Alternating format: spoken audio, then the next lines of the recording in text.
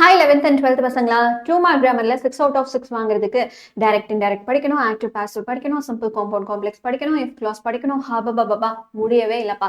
இப்போ இது எல்லாத்துலயும் இவ்வளோ எஃபோர்ட் போட்டு படிச்சாலும் கண்டிப்பா அதுல ஏதோ ஒரு மிஸ்டேக் வந்தே தீருது. 6 out of 6 வாங்கின சரித்திரமே கிடையாது. அப்படியே வாங்கினாலும் ஒரு தடவை வாங்கியிருப்பேன். அதுக்கு மேல கன்சிஸ்டன்சி ஃபாலோ பண்ண முடியல அப்படின்னு நீங்க நினைக்கிறீங்களா? இப்போ லாஸ்ட் மினிட்ல ஒரு 1.5 மணி நேரத்துல நான் 12th பசங்களுக்கு வந்து சொல்லி கொடுத்தாலோ இல்ல 11th பசங்களுக்கு வந்து சொல்லி கொடுத்தாலோ நீங்க கத்துக்க மாட்டீங்களா? முடியும் இல்லையா?